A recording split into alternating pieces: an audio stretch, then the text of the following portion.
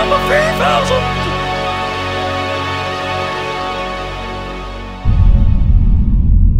So when their sales started to decline, they decided they needed to do something drastic. So what they did is they got pretty much rid of their oldest game, and like they changed it a lot, and they didn't need to change it as much. You know, it certainly took the joy out of it for me.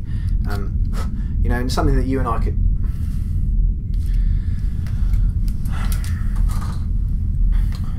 Oh hey, God, what are you doing? You are awake. Of course I'm awake. What do you think I'm doing? I was talking to you about Age of Sigmar and how Games Workshop's changed it all up. Were you? Yeah. Oh, I want you to ask me about the black sack again. So The Black Sack? Yeah. Hell yeah! Yeah, let's do it. Yeah! Okay. Black sack round 3. Cool. I'm picking this time, right? Do Well, I I always can pick? You pick this time. You want me? Yeah, you pick. You ready? Yeah. Oh God. He's the picking. The thing is, I know what's in there. Okay, cool. Right. Moving all about. There's one I know what it is by the shape. Okay. Well, don't pick that one. No. No. Oh, I've got one. Go on then. Here we go. Yeah. What is it? Progeny. Progeny. Progeny? A Brian Usner film. Progeny. Let's go. Let's go watch it.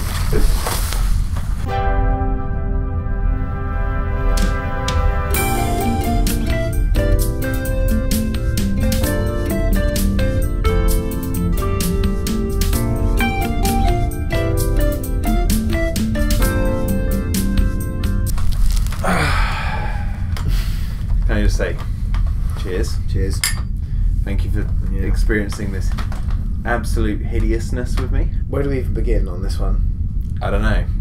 Should we talk about what was the plot?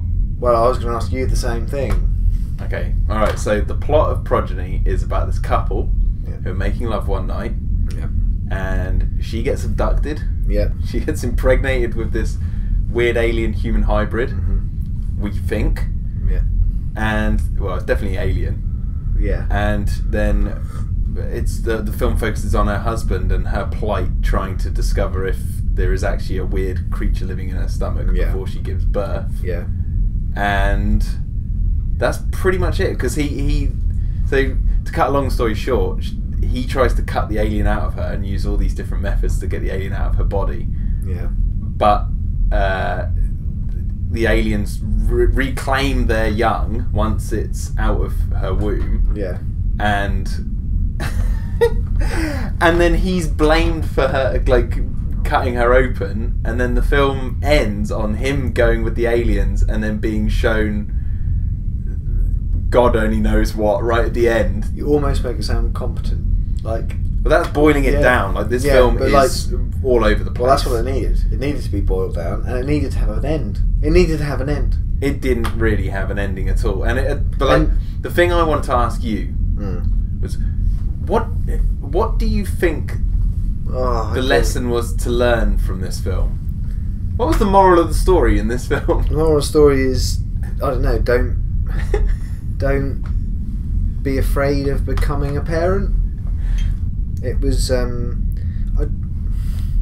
finding it really difficult to describe this one. Like, you're dumbfounded. Yeah, like you're seeing all this stuff that's alluding to aliens and alluding to this alien baby and this alien culture, and then you keep seeing all these things and you're thinking, oh man, next scene's going to be the alien reveal, and the amount of fake outs in this film they pissed me off.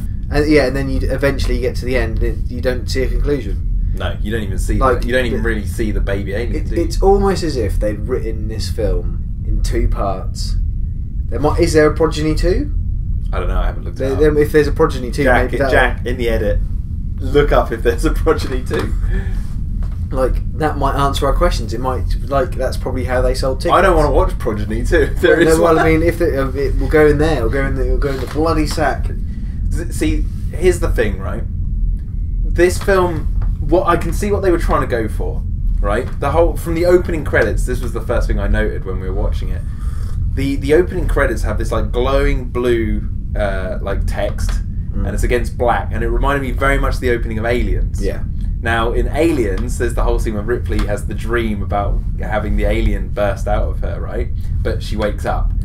This film felt to me like that opening sequence from Aliens, but for 90 minutes, where it was like what you really wanted was to see all the action that comes afterwards, where like the people are fighting this alien monster that's, you know, I thought they were going to successfully get it out of her, and then it was going to run amok. Yeah. Through the hospital. Yeah.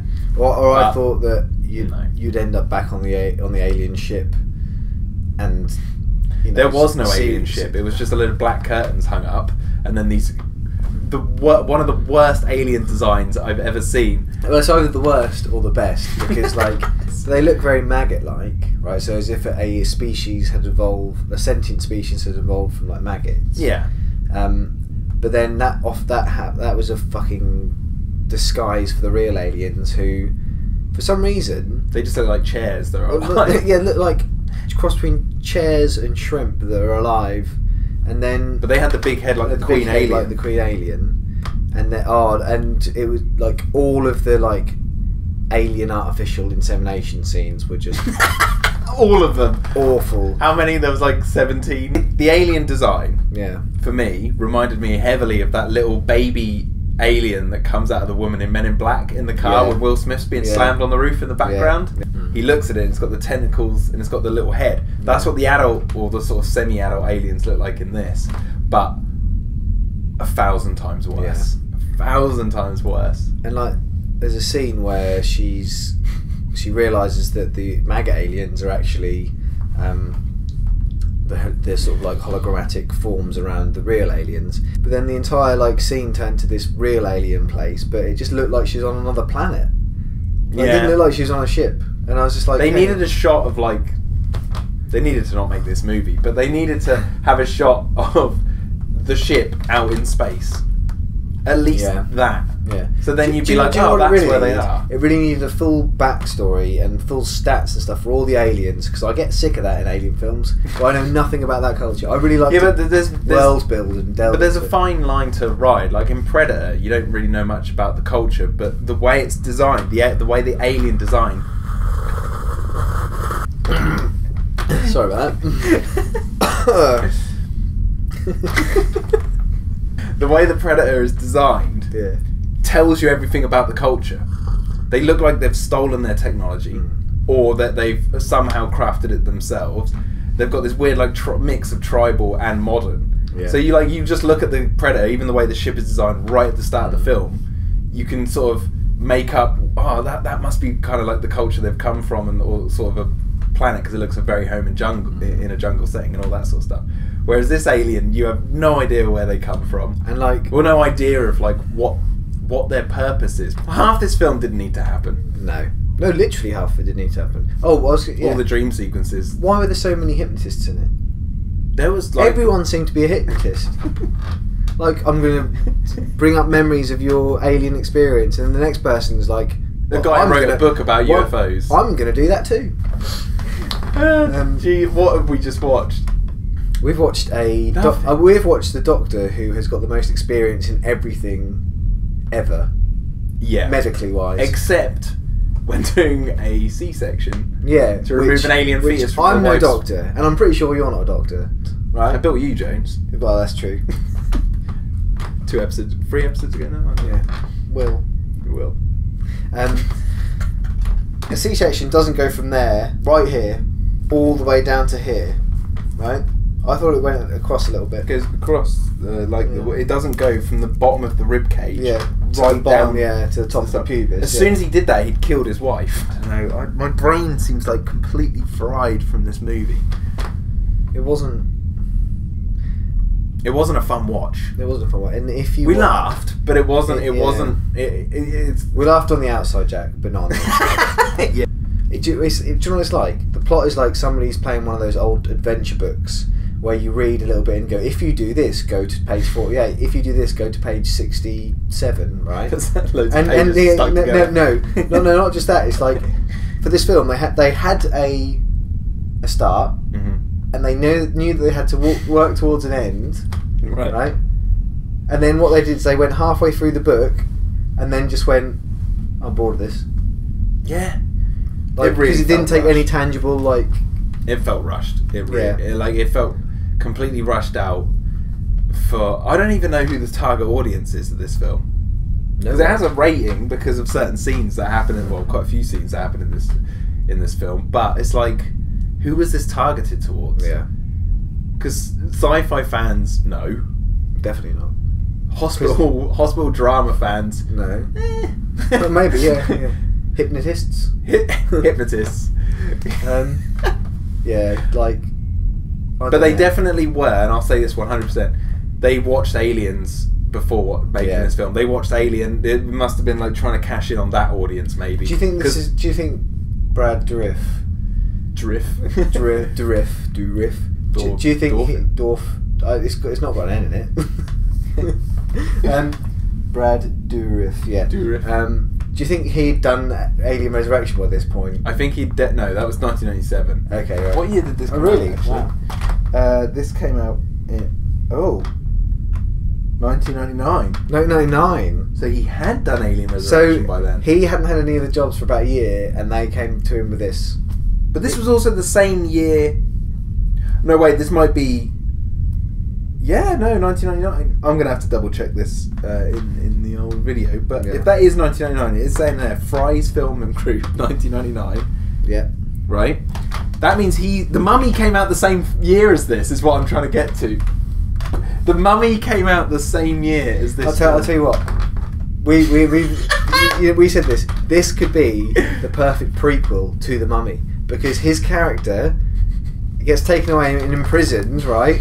And we were saying that's like an analogy for him being put in a tomb for thousands of years, and like the mummy comes back because he wants to revive his lost love that I think he killed. I can't remember if he kills his wife in this. Yeah, and he kills his wife in this. Like he did the big cut. There's no way recovering from that. And he stands there for half an hour while she dies. Yeah, unbeknownst to him though, he didn't know that. The aliens did that. But no, what I was trying to say about the whole aliens thing is they tried to emulate the fear. Like they'd watched Aliens and gone, what do people really like about this alien? Like what is it? And what they landed on was a very valid reason, is the symbolic fear of childbirth that runs rampant throughout the Alien film series, right? That's like, it goes to the fears of that and body horror and all that sort of stuff, right?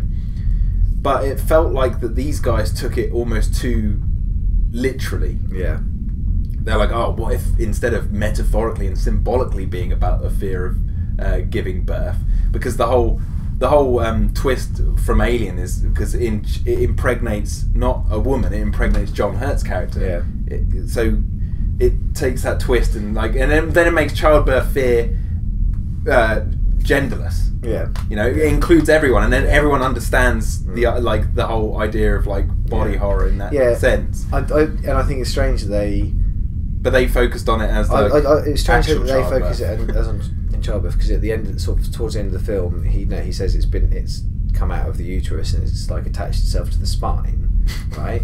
Yeah. So what was the point in just focusing on women? Like it could have been anyone. Yeah, could have been anyone. That's what I'm saying. It would have been more interesting if, for the first half of the film, you thought she was the one who was pregnant, but then it was him all along. Yeah, like she was pregnant with a human baby at the same time, and he was like you could have done it. He could have made love in that million chance that they talked about. There was 1 in a million chance of getting it done. Yeah. Could have had a happy ending where they get the alien out of him somehow. You know, all that sort of stuff. No, he goes through the struggle of getting out of himself and killing. Oh my god, he gets him. He gets out himself. That would have been amazing. And then people come in just at the right time for them to see that he's actually got something coming out of his. Yes. Yeah. And then he's resolved. She gives birth, and they have the family unit at the end. And then you could do the whole classic B movie thing of like another couple in bed doing something, and then blue light flashes, end credit kind of thing. So like, because this is another thing where I don't know if it was actually all made up and in his head. So I know it's not. So it's not really my cup of tea, that one. No. So how many? What were we gonna say it was? Like God, John. How many? Oh, Davids. Oh, David. Because the gynecologist dies, and the main character leans over him and goes, David. Oh, David. It's like, but it's like really like it's badly delivered. Let's just say about the sound as well. Like every so often the sound would just cut out for 1 second, like just randomly, and how the lead female hypnotist, she was a psychiatrist as well, was going up the steps at the side of their house, and for some reason, even though you couldn't see her feet, the sound engineers decided they had to put footsteps in. Even though it lent nothing to the scene, you didn't need to know, you didn't need to hear her because you could see her doing it. They could have timed it correctly because she was stepping and you could see her body stepping, but it was like.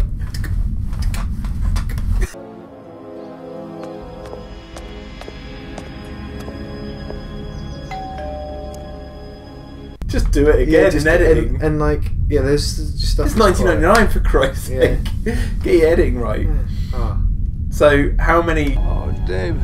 David. Oh, David. I said that. Oh, David. David. Would you give this out of Davids? I'm really disappointed there's no ending, so I'm not going to give it any Davids. So it's a 0. Maybe a 1. Let's just say because it was made. They managed to at least get it on DVD. No, I tell you what, they had piqued my interest enough that I really hate it. So a 1. I feel that strongly about it. I agree. 100%. That's my rating as well. Yeah. I give it 1 for at least being on a Black Sack episode. Yeah. Just don't watch Progeny. So we've got the bar at the gate, and we've got the ditch at the Progeny. Yeah, I would. Give me. Okay, so we could do this as a new thing, right? Yeah. Will? Yeah. We could have a pile of the ones we accept. Yeah. The pile of the ones we don't. And a pile of the ones we don't. Yeah, well, we can put that on this side. Well, no. No, let's not go. No, that's going in the airlock. Nice. We're shooting that into space. Yeah.